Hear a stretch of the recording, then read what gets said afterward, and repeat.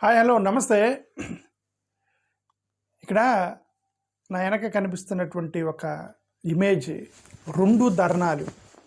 ఒకటి 2 పార్టీలకి సంబంధించిన యూత్ లీడర్స్ చేసిన ధర్నా. ఒకటి ఏఐ సమ్మిట్లో చొక్కాలు విడిచి, చొక్కాలు లేకుండా బేర్ బాడీ తోటి ఇంటర్నేషనల్ ఏఐ సమ్మిట్ జరుగుతుంటే అక్కడ చొక్కాలు లేకుండా వచ్చి ధర్నా చేస్తారా అని ఒక కాంట్రవర్సీ నిన్న నడిచింది. అదే కాంగ్రెస్ యూత్ నాయకులు వెళ్ళి అక్కడ ధర్నా చేశారు ఏఐ సమ్మిట్లో. రెండోది, ఇంటర్నేషనల్ వ్యాప్తంగా మేము ఇక్కడ ఏఐ సమ్మిట్ జరుపుతుంటే ప్రపంచవ్యాప్తంగా మాకు బ్యాడ్ నేమ్ తీసుకురావడానికి చొక్కాలు లేకుండా వస్తారా అని రాహుల్ గాంధీ ఇంటి దగ్గరికి వెళ్ళి బీజేవై అంటారు. బీజేవై అంటే మరి బీజేపీ యూత్ వింగ్ వాళ్ళు అనమాట. బీజేపీ యూత్ వింగ్ వాళ్ళు రాహుల్ గాంధీ ఇంటి ముందు ధర్నా చేశారు. ఇప్పుడు 2 ధర్నాలు జరిగాయి నిన్న.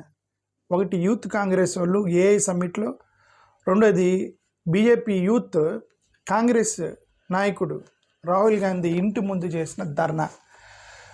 ఇది సంగతి. ఓకే, ఫస్ట్ ఏఐ సమ్మిట్లో వీళ్ళు ఎందుకు ధర్నా చేశారంటే, ఇండియన్ యూత్ కాంగ్రెస్ వాళ్ళు అక్కడ మీకు తెలుసు కదా, ఇండియా ఏఐ ఇంపాక్ట్ సమ్మిట్ 2026 న్యూఢిల్లీలో భారత మండపం దగ్గర వెన్యూలో అది జరుగుతుంది. అక్కడికి వెళ్ళి వీళ్ళు ధర్నా చేశారు. ఎందుకంటే మీరు ఇక్కడ చొక్కాలు లేకుండా ధర్నాలు చేస్తున్నారంటే వాళ్ళు చాలా కారణాలు చెప్పారు దానికి. వాళ్ళు చెప్పిన మొదటి కారణం ఏంటంటే, యుఎస్ ఇండియా ట్రేడ్ డీల్ బాగాలేదు, అందుకని ధర్నా చేస్తున్నాడు, ఏఐ సమ్మిట్ దగ్గరికి వచ్చి ధర్నా చేస్తున్నాం అన్నారు. ఏది ఇండియా యుఎస్ ట్రేడ్ డీల్ బాగాలేదని చెప్పేసి పిఎం కాంప్రమైజ్ అయ్యాడు. గవర్నమెంట్ పాలసీలని, నేషనల్ ఇంట్రెస్ట్ మొత్తాన్ని కాంప్రమైజ్ చేశాడు నరేంద్ర మోడీ గారు. ఏఐ సమ్మిట్ ఏమంటారు, ఇండియా యుఎస్ ట్రేడ్ డీల్ని కరెక్ట్గా చేయలేదు, అందుకని మేము ప్రధానమంత్రి గారికి వ్యతిరేకంగా ఇక్కడ సమ్మిట్ దగ్గర ధర్నా చేస్తున్నాం అన్నారు. ఇప్పుడు అది కాంట్రవర్సీ అయింది. ఏఐ సమ్మిట్కి ట్రేడ్ డీల్కి ఏం సంబంధం, మీరు ఇక్కడికి వచ్చి బట్టలు తీసి ఎందుకు ధర్నా చేశారని ఇంకా గోడి మీడియా ఉంది కదా, గోడి మీడియా తగిలేరు వాళ్ళని, యూత్ కాంగ్రెస్ వాళ్ళని. ఓకే, అయితే అఫ్కోర్స్ ఒక 10 మందిని తీసుకెళ్ళి మరి ఎట్లాంటి ధర్నా చేసినప్పుడు అరెస్ట్ చేస్తారుగా, ఒక 10 మందిని అరెస్ట్ చేశారు యూత్ కాంగ్రెస్ వాళ్ళని. అంటే ఇది ఒక్కటే కారణం కాదు, అన్ఎంప్లాయ్మెంట్ కూడా, ట్రేడ్ డీళ్ళు, గవర్నమెంట్ పాలసీలు ఇవన్నిటిని వ్యతిరేకిస్తూ మేము ఇక్కడ ధర్నా చేసామని చెప్తున్నారు వాళ్ళు. బీజేపీ వాళ్ళకి దాన్ని ప్రతిష్టంగా తీసుకున్నారు. మనం ఇంటర్నేషనల్ వ్యాప్తంగా ఇంత మంచి ప్రోగ్రాం జరుపుతుంటే వీళ్ళు చొక్కాలు లేకుండా వచ్చేసి గొడవ చేశారు. మోరోవర్ ఆ కుక్క రోబో కూడా కాంట్రవర్సీ వాళ్ళు పరుగు పోయింది. కుక్క రోబో ఒకటి ఉంది కదా, 3 లక్షల రూపాయలు పెట్టి గొల్గషా యూనివర్సిటీ వాళ్ళు 3 లక్షలు పెట్టి వేరే దగ్గర నుంచి తీసుకొచ్చి ఇక్కడ మేము చేసామని చెప్పి చేస్తే వాళ్ళు అక్కడ చైనా వాళ్ళు ట్వీట్ చేసి, నేను ఒక వీడియో కూడా పెట్టినా, మీరు చూడొచ్చు, you can go back and check my channel. Okay, మరి అదొకటి కాంట్రవర్సీ, అక్కడ కోపం ఉన్నారు. ఇప్పుడు వీళ్ళు ఎందుకంటే ఈ భారతీయ జనతా పార్టీకి సంబంధించిన యూత్ లీడర్స్ వీళ్ళందరూ పోయి ధర్నా చేశారు రాహుల్ గాంధీ ఇంటి ముందు. దీన్ని మొత్తం రాహుల్ గాంధీ చేపిస్తున్నాడు వెనక అని చెప్పి ఆరోపణ చేస్తున్నారు. యాక్చువల్గా యూత్ కాంగ్రెస్ వాళ్ళు నడిపించడానికి రాహుల్ గాంధీ ఎందుకు చేస్తాడు? యూత్ కాంగ్రెస్ అనేది అదొక వింగు, దానికి ఎవరో ఇన్ఛార్జ్ ఉంటారు. అన్ని రాహుల్ గాంధీ చెప్పి చేయరు కదా, రీజనల్ పార్టీ కాదు కదా అది. రీజనల్ పార్టీలు అయితే ప్రతి ఒక్కటి రాజకీయ నాయకుడు పార్టీ పెట్టిన అధిష్టానానికి చెప్పి చేయాలి. రీజనల్ పార్టీలు ఇవన్నీ నేషనల్ పార్టీల్లో, బీజేపీ కాంగ్రెస్ లాంటి నేషనల్ పార్టీల్లో ఎక్కడికెక్కడ డీసెంట్రలైజ్ అయ్యి ఉంటాయి, ఏ డిపార్ట్మెంట్ ఆ డిపార్ట్మెంట్ చూసుకుంటారు. అక్కడ యూత్ కాంగ్రెస్ నడపడానికి ఎవరో ఒక ఇన్ఛార్జ్ ఉంటాడు, అక్కడ ఏఐసీసీకి సంబంధించిన వ్యక్తి, అతని ఆధ్వర్యంలో నడుస్తూ ఉంటాయి అవన్నీ. కొన్ని చోట్ల స్టూడెంట్స్ కాబట్టి వాళ్ళే వాలంటీర్గా వెళ్ళి వేస్తుంటారు. ఇప్పుడు విశాఖపట్నంలో గొడవ ఏంటి, ఆంధ్ర యూనివర్సిటీ విశాఖపట్నంలో ఏబీవీపీ వాళ్ళు ప్లస్ స్టూడెంట్స్, ఎస్ఎఫ్ఐ స్టూడెంట్స్ గొడవ, అవన్నీ నరేంద్ర మోడీ గారు చెప్పి చేశారు, ఏంటి చేయలేదు కదా.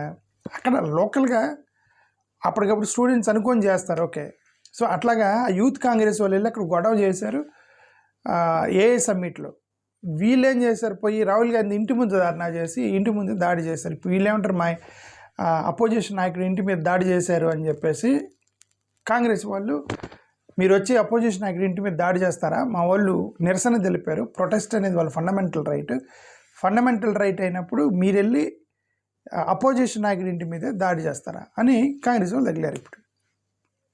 ఓకే, ఇప్పుడు వాళ్ళు ఏమన్నారు, ఇది స్పాంటేనియస్గా జరగలేదు, రాహుల్ గాంధీ వెనక్కి ప్లాన్ చేయించాడు, ఆర్కెస్ట్రేటెడ్ అటాక్ ఇది ఏఐ సమ్మిట్ మీద, కాబట్టి మేము ఊరుకునేది లేదు, అందుకని రాహుల్ గాంధీ ఇంటి ముందు ధర్నా చేస్తాము. ఎందుకంటే ఈ ఈ ఈ యూత్ వింగ్ ఎప్పుడైతే ఏఐ సమ్మిట్ ముందు చొక్కాలు లేకుండా ధర్నా చేశారు కదా, అంతకు జస్ట్ కొన్ని గంటల ముందు రాహుల్ గాంధీ ఇంటి ముందు కాంగ్రెస్ సీనియర్ నాయకులు కలిసి మాట్లాడుకున్నారు, మీటింగ్ పెట్టుకున్నారు. అక్కడ అలా రాహుల్ గాంధీ ఇంట్లో కాంగ్రెస్ నాయకులు మీటింగ్ అయిపోయిన తర్వాత వీళ్ళు వెళ్ళి ఏఐ సమ్మిట్ మీద దాడి చేశారు కాబట్టి వాళ్ళు నిర్ణయం చేసి వీళ్ళని పంపించారు అని ఆరోపణ చేస్తున్నారు ఇప్పుడు బీజేపీ వాళ్ళు. ఎందుకు చొక్కాలు లేకుండా టాప్లెస్, బ్రెయిన్లెస్, షేమ్లెస్ అంటున్నారు ఇప్పుడు. ఎందుకు చొక్కాలు తీసేసారు? Topless, brainless, shameless. ఇండియా యొక్క గ్లోబల్ ప్లాట్ఫామ్లో ఇండియాని ఎంబ్రాస్ చేస్తున్నారు, మీరు ఇట్లాంటి పనులు చేసి బీజేపీ వాళ్ళు తగిలేరు ఇప్పుడు వెళ్ళండి. ఓకే, మీకు ఎరోగేషన్ ఎక్కువ, ఫ్రస్ట్రేషన్ ఎక్కువ, యాంటీ నేషనల్ బిహేవియర్, కొన్ని పదాలు రాసుకుంటారు కదా డిక్షనరీలో, అవన్నీ తీసారన్న పేజ్ తీసి అవన్నీ చెప్తున్నారు, యాంటీ నేషనల్ ఇవన్నీ చెప్తున్నారు ఇప్పుడు. ఓకే, సో దానికి కౌంటర్ ప్రొటెస్ట్గా వీళ్ళందరూ భారతీయ జనతా యువ మోర్చా బీజేవైఎం వీళ్ళు రాహుల్ గాంధీ ఇంటి ముందు ధర్నా చేశారు. వీళ్ళు దిష్టిబొమ్మ తగలబెట్టారు రాహుల్ గాంధీ దగ్గర, చూసి తగలబెడుతున్నారు, రాహుల్ గాంధీ దిష్టిబొమ్మ తగలబెడుతున్నారు అనమాట. అతను రాహుల్ గాంధీకి వ్యతిరేకంగా ట్రైటర్ అనే స్లోగాన్, ఎవరు దేశద్రోహి అంటే రాహుల్ గాంధీ. ఓకే, వీళ్ళు ఇప్పుడు యూత్ కాంగ్రెస్ వాళ్ళు అడిగింది ఏంటి, నువ్వు ట్రేడ్ డీల్ చేసావు, ట్రేడ్ డీల్ బాగాలేదు, ట్రేడ్ డీల్లో మీరు అక్కడ సస్పెక్టివ్గా ఉంది, మీరు మొత్తం కూడా అమెరికా వాళ్ళు చేసినటువంటి ఒత్తిడికి మీరు లొంగారు, ఇక్కడ మన రైతులకి సంబంధించి కొన్ని ప్రాబ్లమ్స్ వస్తాయి, అన్ఎంప్లాయ్మెంట్ పెరిగిపోతుంది, మీరు చూపించండి అన్ఎంప్లాయ్మెంట్ ఏంటి, 4.2% రూరల్ అని చూపిస్తున్నారు, 4.2% రూరల్ అన్ఎంప్లాయ్మెంట్ అని చూపిస్తున్నారు, 4.2% అర్బన్ అన్ఎంప్లాయ్మెంట్, అర్బన్ 7% ఏదో ఉన్నట్టుంది. ఓకే, చూపిస్తున్నారు, రూరల్ ఎక్కువ ఉండేది, రూరల్ 7 అట్లా ఉండేది, అర్బన్ ఏమో 4 ఎంతో చూపిస్తున్నారు, నాకు కరెక్ట్గా ఫిగర్ గుర్తులేదు. కానీ ఏమంటే మీరు చూపించేటువంటి అన్ఎంప్లాయ్మెంట్ లెక్కల్లో బొక్కలు ఉన్నాయి. ఏంటి బొక్కలు? వారంలో ఎవడన్నా ఒకడు ఒక వారంలో 1 గంట పార్ట్ టైం జాబ్ చేస్తే వాడికి ఉద్యోగం వచ్చినట్టు చూపిస్తున్నారు మీరు. ఇర్రెలవెంట్ జాబులు చేస్తుంటే ఉద్యోగం వచ్చినట్టు చూపిస్తున్నారు మీరు. ఎవరో ఇప్పుడు ఇంజనీరింగ్ చేశాడు లేదా పిహెచ్డి చేశాడు, అతను బతకాలి కాబట్టి ఇది కూలి పనికి పోయాడు అనుకోండి, ఇంజనీరింగ్ చేసి కలుపులకు పోయాడు అనుకోండి, అతను వచ్చి నువ్వేం చేస్తున్నాడు సార్, నేను కలుపులకి వెళ్తున్నాను సార్, ఎంత సంపాదిస్తావు, రోజుకు 100 రూపాయలు అట్లా అప్పుడప్పుడు పోతాను సార్ అంటే, హీఈస్ ఎంప్లాయిడ్, అగ్రికల్చరల్ ఎంప్లాయిడ్ అని చెప్పి రాసుకుని పోయాడు.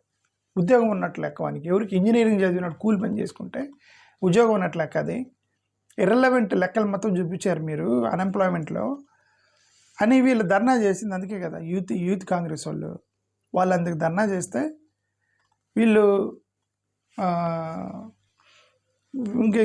వీళ్ళ మీద తిరిగి కౌంటర్ అటాక్ అని చెప్పి రాహుల్ గాంధీ ఇంటి మీద ధర్నా చేశారు, కేసు పెట్టారు. ఎవరి మీద?